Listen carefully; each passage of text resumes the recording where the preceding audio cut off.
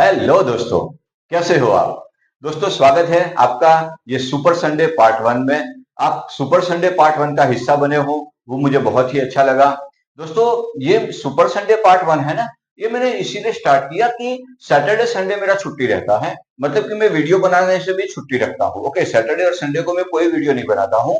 Okay, तो क्या है कि 2 दिन है ना, वो मैं अपने हॉबी पे या तो मुझे जो पसंद है ना, वो सब्जेक्ट पे काम करता हूँ। मेरा यहाँ पे काम क्या है कि आपको इंग्लिश सिखाना। ओके, मैं हिंदी फिल्मों के डायलॉग को जरिया बना के मैं आपको इंग्लिश सिखा रहा हूँ। तो मैंने जो भी हिंदी फिल्मों के डायलॉग को एक जरिया बना के मैंने आपको उसका वर्ड बाय वर्ड इंग्लिश सिखाया है। उसकी जो लिंक है वो मैं डिस्क्रिप्शन में रख रहा हूँ, आप जरूर से देखिए। तो आज का ये जो हमारा सुपर संडे का सेशन है, उसका नाम मैंने दिया है पति पत्नी और पानी पूरी। ओके, अब मेरा नेक्स्ट जो आएगा अगले महीने के फर्स्ट संडे, जो मैं सुपर संडे 2 लेके आ रहा हूं, उसको भी मैंने टाइटल दिया है कि Devdas the happy ending. Okay, तो अगले महीने में देवदास वाली स्टोरी लेके आने वाला हूं कि जो कि एक हैप्पी एंडिंग होने वाला है। तो दोस्तों, आज हम आगे बढ़ते हैं एक स्टोरी के साथ कि पति पत्नी और पानी पूरी। दोस्तों, मेरी आपसे ये गुजारिश है कि वीडियो अच्छा लगे तो हर एक ग्रुप में आप शेयर जरूर कर देना, इसे लाइक कीजिए और इसे सब्सक्राइब भी कर देना। और बेल आइकन दबाना बिल्कुल मत भूलना, क्योंकि बेल आइकन दबाने से जो आने वाले वीडियो है ना, उसकी नोटिफिकेशन आपको मिलती रहेगी। ओके, तो ये वीडियो को लाइक कीजिए, सब्सक्राइब कीजिए और बेल आइकन दबाना बिल्कुल मत भूलिए। मेरा एक दूसरा भी एक फेवरेट सब्जेक्ट है कि लिटरेचर। वो लिटरेचर चाहे कोई भी हो, इंग्लिश का लिटरेचर हो सकता है, वो गुजराती लिटरेचर हो सकता है, वो हिंदी, मलयालम, तेलुगु, कहीं से भी मुझे लिटरेचर मिलना चाहिए, मैं उसको पढ़ता ही पढ़ता हूँ। ओके, ये वीडियो के माध्यम से दोस्तों मैं आपको एक और बात बताना चाहता हूँ कि आप भी अपनी हॉबी को जिंदा रखिए। ओके, जब तक आप अपनी हॉबी को जिंदा रखेंगे ना, जब तक आपके शौक जिंदा है, आपकी उम्र नहीं बढ़ेगी, ये दावा है मेरा। क्योंकि हॉबी को जिंदा रखना वो अपने आप को बेहतरीन बनाना है। दोस्तों, ज्यादा टाइम ना लेते हुए मैं आपको बता रहा हूं कि मेरे ये जो मेरा हॉबी है, ओके, एक हॉबी क्या है मेरा कि इंग्लिश। ओके, एक ये मेरा फेवरेट सब्जेक्ट है कि इंग्लिश, पर उसके साथ में ही मैंने एक दूसरा सब्जेक्ट को बुन लिया है कि लिटरेचर। दोस्तों, ये वीडियो के जरिए मैं आपको बता दूं कि हर महीने के पहले संडे को मैं एक सुपर संडे का एक ऐसा एक सेशन बनाने वाला हूं, जो कि मेरे लिटरेचर पे डिपेंड होगा और जो मुझे बेहद ही पसंद है, ऐसे कोई टॉपिक पे मैं ये वीडियो बनाने वाला हूँ। तो दोस्तों, आज का जो मेरा टॉपिक है वो है पति पत्नी और पानी पूरी, जो आपने हेडिंग पढ़ा ही होगा। दोस्तों, नेक्स्ट महीने का जो फर्स्ट संडे आएगा, तब मैं एक और कहानी लाने वाला हूँ। दोस्तों, अब लिटरेचर की बात निकली है तो मैं आपको बता दूं कि लिटरेचर जहां से भी मिले ना, उसे एक्सेप्ट कर लो, उसे ग्रहण कर लो, उसका अध्ययन करो। ओके, ये आपको सोचना सिखाएगा, ये आपको जीवन में कुछ नई राह दिखाएगा। ओके, लिटरेचर अच्छा होना चाहिए, जो कि हमारे जीवन में उसे हम कुछ सीखना चाहिए। ओके, ऐसे लिटरेचर को ग्रहण करो, ऐसे लिटरेचर को एक्सेप्ट करो, उसका अध्ययन करो, उसे गहराई से समझने की कोशिश करो कि वो क्या कहना चाहता है। दोस्तों, ये वीडियो की शुरुआत में मैं आपको बता दूं कि मैं एक ऐसे सब्जेक्ट पे बोलने जा रहा हूं कि जो कि बहुत ही संवेदनशील है। ओके, और वो रिश्ता है एक पति पत्नी का रिश्ता। हेडिंग तो आपने पढ़ा होगा कि पति पत्नी और पानी पूरी। जी हाँ दोस्तों, ये मैं बात करने जा रहा हूं ऐसे एक बेहद खूबसूरत रिश्ते के बारे में, जिसकी हम लोग इमेजिनेशन नहीं कर सकते, जिसकी कल्पना नहीं कर सकते हैं कि ये इतना खूबसूरत रिश्ता भी हो सकता है, जो ना सिर्फ एक पवित्र है, पर वो एक खूबसूरत भी है। दोस्तों, इस रिश्ते के बारे में ऐसा कहा गया है कि रिश्ते खून से नहीं बनते, रिश्ते एहसास से बनते हैं। और पति पत्नी का रिश्ता है ना, वो भगवान के द्वारा बनाई गई अपने आप में एक सौगात है। पति और पत्नी वास्तव में एक दूसरे के लिए बने होते हैं। एक पति अपनी पत्नी में अपना सुकून ढूंढता है और पत्नी अपने पति में उसका सुरक्षा और उसकी सम्मान देखती है।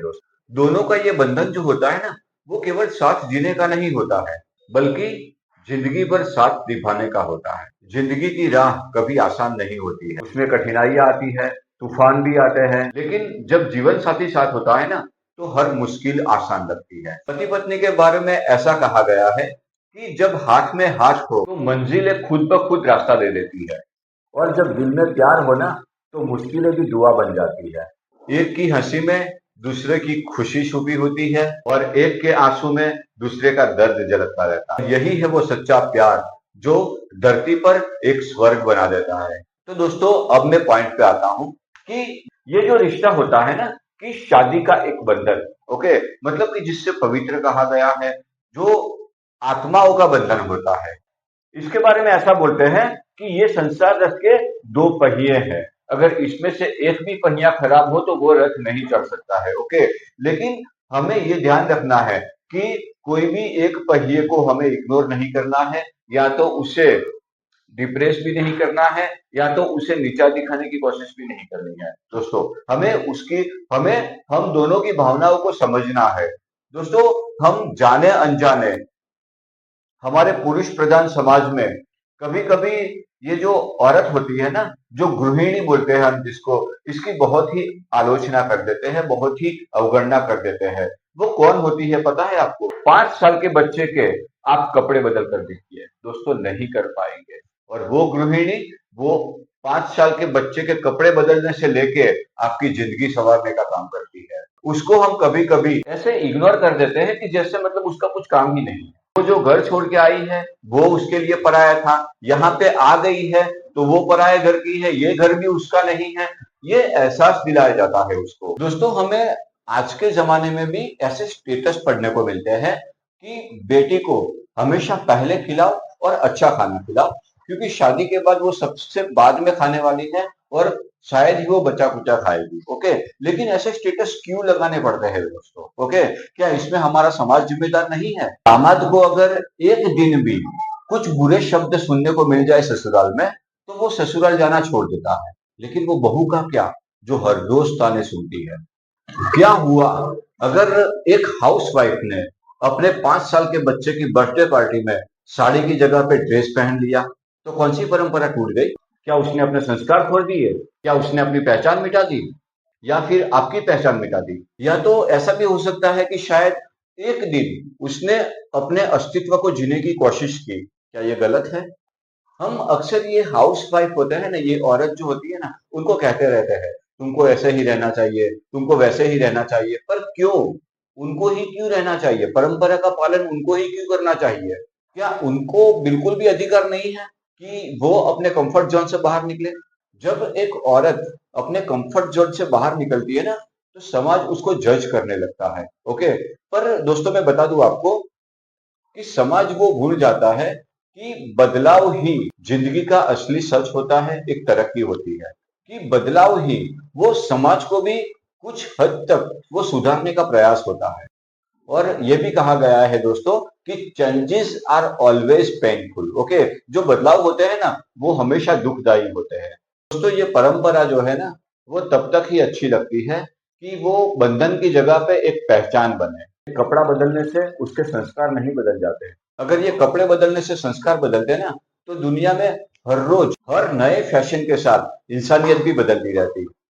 तो मैं तो बोलता हूँ कि ऐसी हाउस वाइफ जो है उनको जज मत कीजिए, बल्कि तालियां बजाइए कि उसने डर के सामने अपने अस्तित्व को जिंदा रखा है। उसने दुनिया को ये दिखाया है कि औरत सिर्फ अपने परंपरा की पहचान नहीं होती है, पर वो अपने सपनों की परछाई भी होती है। तो दोस्तों ये जो परंपरा है ना, ये एक ऐसा शब्द है जिसमें हम बस एक औरत का चेहरा ही देखते हैं, और उससे अक्सर ये सुनने को मिलता है कि तुमने परंपरा नहीं निभाई, तुमने अपनी मर्यादा तोड़ी। तो दोस्तों ये जो परंपरा है वो तब अच्छी लगती है जब वो सम्मान और एक दायित्व बन जाए, ना कि सिर्फ एक औरत का फर्ज होना चाहिए। तो आज से अगर कोई ऐसा कहे कि ये परंपरा सिर्फ हाउसवाइफ को यानी कि गृहिणी को निभानी होती है, तो मुस्कुरा कर कहना दोस्तों कि ये परंपरा हर वो इंसान निभाता है जो इज्जत, प्यार और संस्कार को अपने जीवन का हिस्सा मानता है। क्योंकि ये परंपराएं जो होती है ना, वो जेंडर का नहीं, एक संस्कार का सब्जेक्ट होता है। मैं आज बात करने जा रहा हूँ उस औरत नहीं, पर गृहिणी के रूप में। वो घर की एक रानी होती है। जिसको गृहिणी बोलते हैं ना, ये एक शब्द नहीं है, बल्कि वो भावना है जो घर को घर बनाती है। वो सुबह की चाय से लेकर रात की थकान तक पूरी तरह अपने परिवार को समर्पित होती है। वह सबकी चिंता करती है, खुद के बारे में कभी नहीं सोचती। वो संभालती है, वो सिखाती है, वो जोड़ती भी है। हम सबकी मुस्कान के पीछे उसकी एक मेहनत छुपी हुई होती है और हर सुकून के पीछे उसका त्याग। वो एक साथ माँ भी होती है, बेटी भी होती है, पत्नी भी होती है और वो दोस्त भी होती है। ये गृहिणी होना कोई छोटा काम नहीं है। एक प्यार, धैर्य और समर्पण की जिम्मेदारी होती है। जो हमने घर बनाया है ना, वो घर में एक जान डालने का काम करती है ये गृहिणी। वो बिना किसी शोर के, बिना कुछ आवाज किए घर को सुंदर बनाती है। वो घर को स्वर्ग बना देती है कि जो घर में हम अपना सुकून ढूंढते हैं। तो दोस्तों, सलाम है उस औरत को जो सही मायने में घर को स्वर्ग बनाती है। वो हर दिन, हर पल एक परिवार की धड़कन बनकर जीती है। उसका कोई ऑफ डे नहीं होता है, पर जब हमारा ऑफ डे होता है ना, तो उसका ओवर टाइम शुरू हो जाता है। जब हमारी ऑफिस में छुट्टियां होती है ना, तो उसका ओवर टाइम शुरू हो जाता है। ये होती है घर की एक असली रानी, घर का एक सच्चा हीरो। वो थकती है पर कभी रुकती नहीं है। कहते हैं ना कि हर सफल आदमी के पीछे एक औरत होती है। पर मैं ये बताना चाहता हूं दोस्तों कि हर एक खुशहाल घर के पीछे एक अच्छी गृहिणी होती है। उसके हाथों में एक ऐसा जादू होता है ना, जो हर थकान को एक सुकून में बदल देता है। वो कभी हमसे तनख्वाह नहीं लेती है, वो कभी ऑफिस नहीं जाती है, लेकिन उसके बिना घर भी नहीं चल सकता है। और हर रिश्ते का हिसाब वो प्यार से रखना जानती है। आपने कभी सोचा है कि वो एक दिन घर ना संभाले तो क्या आपका घर कभी घर रहेगा? बिल्कुल नहीं। आप एक दिन वो जो सारे काम करती है, आप एक दिन अपना सुबह का नाश्ता कर कर टाइम पर ऑफिस पहुंची, आपको पता चल जाएगा उसकी अहमियत क्या होती है। वो जो सुबह सबसे पहले उठती है और सबके चेहरे पर मुस्कान लाने के लिए वो खुद की थकान तक भूल जाती है। बिना तनख्वाह के भी वह अपनी जिम्मेदारी बखूबी खूबसूरती से निभा दी जाती है। तो गृहिणी ये होती है ना, जो दिखती नहीं है पर वो हर चीज में महसूस होती है। घर के सोफा से लेके आपके वॉलेट तक सब कुछ उसको ख्याल होता है। वो खुद के लिए नहीं जीती है, वो उसका जीवन सिर्फ परिवार के लिए होता है। और वो भी सुबह से लेके रात तक बस सिर्फ काम करती रहती है। न कोई शिकायत, न कोई छुट्टी और न ही कोई तनख्वाह, न ही कोई उम्मीद। और वो हर पल अपने घर के प्रति, अपने परिवार के प्रति बस समर्पित, समर्पित और समर्पित है और समर्पित ही रहती है। सलाम है उस गृहिणी को जो घर को सही मायने में स्वर्ग बनाती है। लोग कहते हैं ना कि वो तो घर पर ही रहती है, पर वो घर पर रहकर ही घर को घर बनाती है। वो हर रिश्ते को जोड़ती है, वो हर टूटे मन को सहलाती है।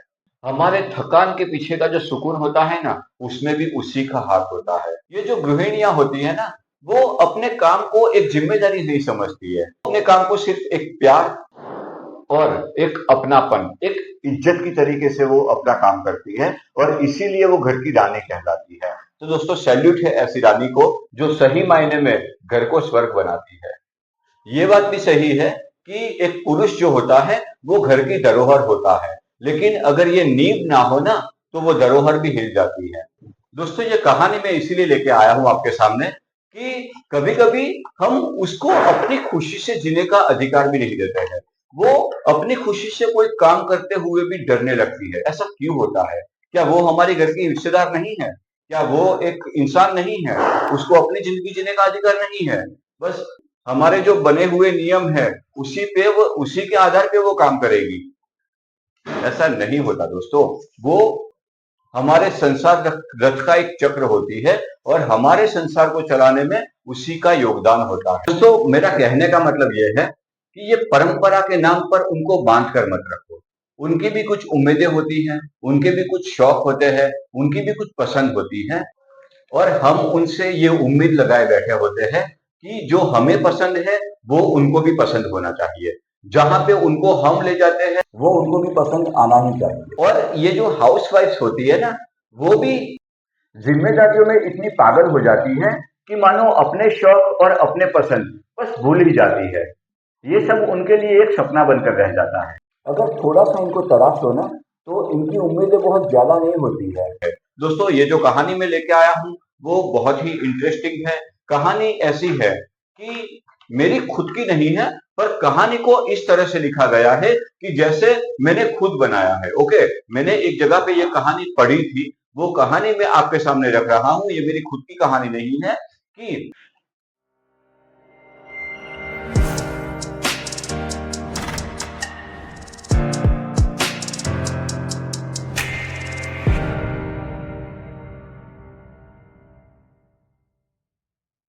कल शाम को मैं ऑफिस से थोड़ा जल्दी छूट गया और मैंने सोचा कि बगल में जो मार्केट पड़ता है वहां पे मेरी वाइफ हर रोज सब्जी लेने आती है। तो मैंने सोचा कि चलो उसको भी रास्ते में से मैं पिकअप करता चलूं तो उसको थोड़ा कम चलना पड़ेगा। तो ये सोचकर मैं मार्केट में गया। मैंने अपनी बाइक खड़ी रखी और आजू बाजू नजर की तो वो मुझे कहीं नहीं दिखी।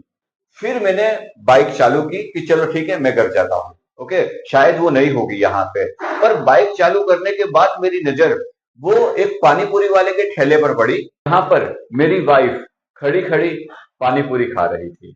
मैंने उसको गौर से देखा। वो इतनी लिज्जत से, वो इतने आनंद से पानी पूरी खा रही थी ना कि मैं एक दिन उसको 5 स्टार होटल में खाने के लिए ले गया था, तब भी ये खुशी मैंने उसके चेहरे पर नहीं देखी थी। वो आनंद आज छलक रहा था उसके चेहरे से। ये उसका जो निर्दोष आनंद था ना, तो मुझे अच्छा नहीं लगा उसको डिस्टर्ब करने का। मैंने क्या किया, मैंने बाइक बंद किया और बस उसके वो निर्दोष चेहरे को बस मैं देखता रहा। और आखिर में उसने पानी पूरी का जो लास्ट राउंड था वो फिनिश किया और उसके बाद में उसने भैया जी से कोरी पानी पूरी मांगी और उसने तृप्त होने का एहसास लिया। अब ये मेरा लास्ट राउंड था, मेरी मुझे ये कोरी पानी पूरी मिल गई है और वो जैसे लगा कि मुझे जैसे वो तृप्त हो गई हो। फिर मैंने अपनी बाइक चालू की और उसके बाजू में रहकर खड़ा हो गया। वो पहले मुझे देखकर थोड़ी घबरा गई और फिर थोड़ी सी मुस्कान के साथ बोली कि आज जल्दी आ गए। तो मैंने बोला हाँ, आज जल्दी आ गया, चल बैठ जा, घर चलते हैं। घर जाकर मैं जूते निकालते निकालते हंस रहा था। उसी क्षण मेरी पत्नी मेरे सामने देखी और बोला, उसमें हंसने का क्या, मैं हर रोज थोड़ी खाती हूँ। और आपकी जानकारी के लिए बता दूं कि मैंने सिर्फ 10 रुपये की खाई है। मैं हर रोज 4-5 लारी घूमती हूँ, तो आपके हर रोज मैं कितने पैसे बचाती हूँ। तो मैं पानी पूरी खाने का मुझे इतना भी हक नहीं है कि मैं 10 रुपए की पानी पूरी खा सकूं। वो बस निर्दोषता से बोलती रही और मैं उसके भोले चेहरे को देखता रहा। मेरे आंखों में से पानी आ गया। फिर उसने टोका, उसमें रोते क्यों हो, चलो छोड़ो, आज से पानी पूरी खाना बंद। ओके, अब तो खुश ना। मैं क्या बताऊं दोस्तों, मेरी आंखों में से जो पानी बह रहा था ना, मैंने सिर्फ उसे उतना ही बोला, मुझे ये दुख नहीं है कि तूने पानी पूरी क्यों खाई, मुझे ये दुख है कि शादी के इतने सालों बाद भी मैं तुम्हारे बारे में इतना नहीं जान सका कि तुम्हें पानी पूरी इतनी पसंद है। मैं खुद क्यों कभी तुम्हें अपने साथ पानी पूरी खाने नहीं ले गया। ये बात का दुख हो रहा है। इतना सुनकर वो भी मुझसे लिपट गई। उसका लिपटना, उसमें मेरे आंसुओं की कोई कीमत नहीं थी। कि वो जो प्यार था, वो जो आलिंगन था, वो शायद मुझे दुनिया में कहीं नहीं मिल सकता था। ऐसा एक सुकून था उसमें। दोस्तों, ये बात मुझे इसीलिए कहनी पड़ी ना कि हम है ना, पति पत्नी एक दूसरे से बहुत ही बड़ी बड़ी उम्मीदें रखते हैं। हम लोग एक दूसरे से बहुत बड़ी बड़ी उम्मीदें रखते हैं, बहुत ही बड़े बड़े सपने होते हैं हमारे। लेकिन ये जो छोटी छोटी खुशियां है ना, जब हम उसको जी लेंगे ना, तब हमारा जीवन मानो कि यही धरती पर स्वर्ग बन गया। तो हमें ये बड़े बड़े सपने छोड़कर ये छोटी छोटी खुशियां अपनाना सीखना चाहिए। यही एक दाम्पत्य जीवन का सही आधार होता है। और यही पल हमें जिंदगी जिंदगी जीने का सीखने का हुनर देता है। देखो, ये पैसे होते हैं ना, उसका खुशी के साथ कोई संबंध नहीं है। पैसे होते हैं तो आप खुश रहोगे, कोई मायने नहीं रखते हैं। आप दोनों का जो एक दूसरे के प्रति सम्मान है वही मायने रखता है। दोस्तों, ये दिवाली का त्योहार है। दोस्तों, अंत में मैं यही 2 पंक्तियां कहना चाहूंगा कि 2 पल के जीवन से एक उम्र चुरानी है, जिंदगी और कुछ भी नहीं, तेरी मेरी कहानी है। दोस्तों ये आज दिवाली का त्योहार है, मैंने पीछे बैकग्राउंड म्यूजिक भी रखा है। आप ये पटाखों की आवाज सुनते ही होंगे, वो मैंने बैकग्राउंड म्यूजिक रखा है, जो मैंने कंपोज नहीं किया, लेकिन बस अपने आप आ रहे हैं। ओके, तो आपने बहुत से पटाखों की आवाज भी सुनी होगी ये वीडियो में। तो दोस्तों मेरा मकसद ये था कि ये रिश्ते को हम एक खूबसूरती से निभाएं, एक सम्मान से निभाएं, एक वफादारी से निभाएं, यही खूबसूरती के साथ उसको महसूस भी करें। एक पति क्या कहता है मालूम है? एक पति के लफ्जों में अगर मैं कहूं कि वो मेरी दुआओं का असर लगती है, वो मेरी दुआओं का असर लगती है, वो मेरी खुशियों की वजह लगती है, वो मेरी खुशियों की वजह लगती है। कैसे बताऊं मैं अपनी पत्नी का महत्व, वो मेरे जीवन की सबसे बड़ी दौलत लगती है। ओके, ये कहता है एक पति। ओके, तो पत्नी भी क्यों पीछे रहे, उसके भी कुछ अल्फाज होते हैं। वो अपने पति के लिए कहती है कि उसका साथ मेरे हर दर्द को हल्का कर देता है, उसकी मुस्कान मेरे हर दिन में उजाला कर देती है। काश ये दुनिया समझ पाती ये पति का प्यार, जो मेरी दुनिया को सही मायने में जन्नत बना देता है। तो दोस्तों शादी जैसे एक मंजिल नहीं होती है, वो एक सफर होता है। वो कोई हैप्पी एंडिंग नहीं होती है, पर वहां से तुम्हारा बिगिनिंग शुरू होता है, तुम्हारे जीवन की वहां से शुरुआत होती है। और जो हंसी के पीछे जो दर्द छुपा हो ना, वो सिर्फ एक पत्नी का या तो एक औरत का नहीं होना चाहिए, क्योंकि यहाँ पे जब संसार चलाना है तो दोनों का साथ जरूरी बन जाता है। क्योंकि पति पत्नी है ना, वो सिर्फ दो व्यक्ति नहीं होते हैं, बल्कि वो मिलकर एक घर, एक पीढ़ी और एक परिवार का भविष्य निर्माण करते हैं। दोस्तों अंत में मैं यही कहना चाहूंगा कि पति पत्नी के रिश्ते में कोई मुकाबला नहीं होता है। इसमें न कोई नौकर होता है, न कोई मालिक होता है, न कोई स्वामी होता है, न कोई गुलाम होता है। ये साथ चलने का एक वादा होता है। पति वो नहीं होता जो पत्नी पर हुकूमत करता रहे, पति वो होता है जो उसका सहारा बने। और पत्नी वो नहीं होती है जो बस सब कुछ चुपचाप सहती जाए। पत्नी वो होती है जो जिंदगी के हर मोड़ को अपने पति के साथ उसको संभाले रखे। मेरा ये वीडियो बनाने का मकसद यही था कि जो जिंदगी में बड़े बड़े ख्वाब देखते हैं, बड़े बड़े सपने देखते हैं ना, उनको मैं खास कहना चाहूंगा कि बस ये छोटी छोटी खुशियों को बटोरना सीख जाओ। जिंदगी का एक सुनहरा सूरज वो आपका इंतजार कर रहा है, वो बड़ी से बड़ी खुशी वो आपका इंतजार कर रही है। बस आपको थोड़ा सा धैर्य रखना है। ये धैर्य नहीं होता ना, तो ये पति पत्नी कभी कभी कोर्ट में पहुंच जाते हैं। दोस्तों जिंदगी में कभी कोई ऐसी सिचुएशन खड़ी भी हो जाए ना, तो चुप्पी मत बनाओ। ओके, उसे शब्द दो, एक दूसरे से बात करो। वो कहता है ना, बात करने से बात बनती है। ओके, बात नहीं करने से बात बिगड़ती है, बात करोगे तो बात बनेगी। ओके, और जिंदगी के आने वाले बहुत सारे खतरों को, बहुत सारी मुश्किल सिचुएशन को आप टाल सकते हो। तो दोस्तों यही छोटी छोटी खुशियों के साथ अपना नया जीवन शुरू करें। और लास्ट में मैं वही पंक्ति फिर से दोहराना चाहूंगा कि दो पल के जीवन से एक उम्र चुरानी है, जिंदगी और कुछ भी नहीं, तेरी मेरी कहानी।